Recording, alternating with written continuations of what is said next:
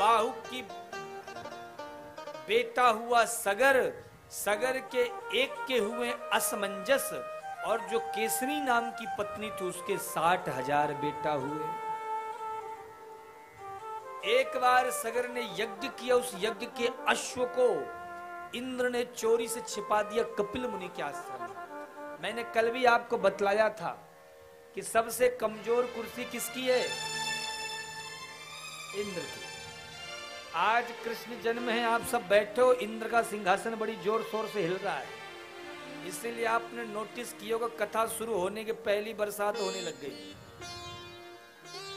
हाँ साहब, इंद्र ने सोचा कि जो कच्ची श्रोता है उनका भी अभी प्रोग्राम कैंसिल भी हो सकता है, लेकिन उनको पता नहीं था कि द्वारिका की श्रोता कच्ची नहीं है, द्वारिका की श्रोता पकी पकाई है। तो बारिश हुई लेकिन कोई नहीं रुका, सब भागते चले आए। तो इंद्र भी बेचारा थक हार करके जब गिरिराज उठा लिए, प्रभु वर्षा रोकनी पड़ी तो यहाँ तो रोकना ही पड़ेगा। तो एक भाव तो हमारे समझ में ये आता है, और दूसरा देखो जन्म है, सावन भादव का महीना है, तो थोड़ी बहुत तो रिमझिम फुहारे पड़ेंगे। बिहारी जी के जन्म के समय भी तो वर्षा हुई थी, सो यदि आज है जा रही है तो कोई गड़बड़ थोड़ो है साहब, होना ही चाहिए, है ना। बोलो राधे राधे। तो सगर के जो 60,000 पुत्र हैं, उन्होंने उस घोड़े को खोजते खोजते कपिल मुनि के यहाँ देखा, तो वो कपिल भगवान को ही चोर मान बैठे। ए देखो इस साधु को कैसे आंख मूंछ करके बैठा है, हमारा घोड़ा चोरी किया और यहाँ बाबा बना है, अभी इसको मजा चखाते हैं। और जो सबके सब मारने को दौड़े कि भगवान कपिल के नेत्र खुलते ही एक साथ 60,000 राजा भस्म हो जाते हैं। तो जो असमंजस के पुत्र अंशुमान थे, उन्होंने कपिल भगवान से प्रार्थना की। भगवान कपिल ने कहा यदि गंगा जी पृथ्वी में आ जाएं तो इनको मुक्ति मिल जाएगी। बड़ा प्रयास किया अंशुमान ने, लेकिन सफल नहीं हुए। अंशुमान के बेटा हुए दिलीप, उन्होंने भी बहुत तपस्या की, लेकिन वो भी गंगा जी को नहीं ला पाए। दिलीप के बेटा हुए भगीरथ, इन्होंने ऐसी कठोर तपस्या की साहब कि अंत में गंगा मैया को आना पड़ा। गंगा तरंग रमणीय जटा कलापम, गौरी निरंतर विभूषित वाम भाग, नारायण प्रियमनंग मदापहारम, वाराणसी पुरपतिम भज विश्वनाथम। माँ गंगा शंकर जी की जटा में आई, और शंकर जी की जटा से साहब उन्होंने विराट रूप धरा, और अनेकानेक स्थानों से होते हुए अंत में सागर में मिल जाती। बोलो गंगा मैया की जय, यमुना मैया की जय हो। इन्हीं के पुत्र हुए खट्वांग, खट्वांगा दीर्घ बाहुश्च रघुस्तस्मात् पृथुस्रवा, अजस्ततो महाराजस तस्मात् दशरथो भवत्।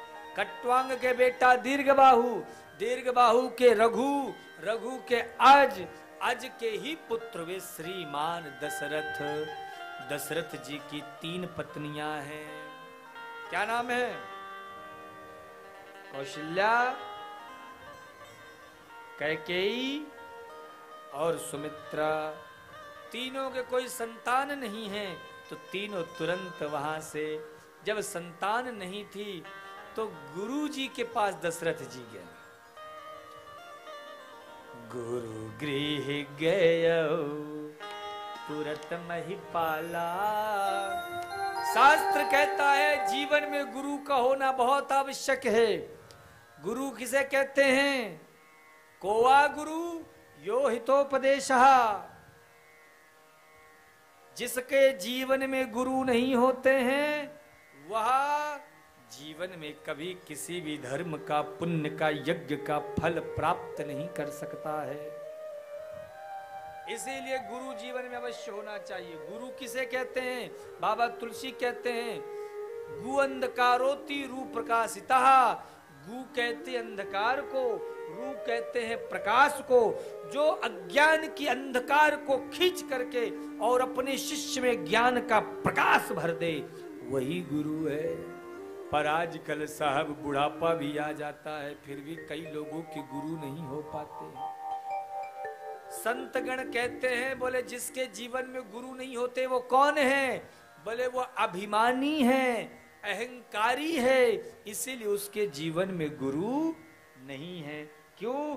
क्योंकि उसने कभी किसी को अपने से बड़ा समझा ही नहीं, उसने कभी किसी को अपने से बड़ा माना ही नहीं।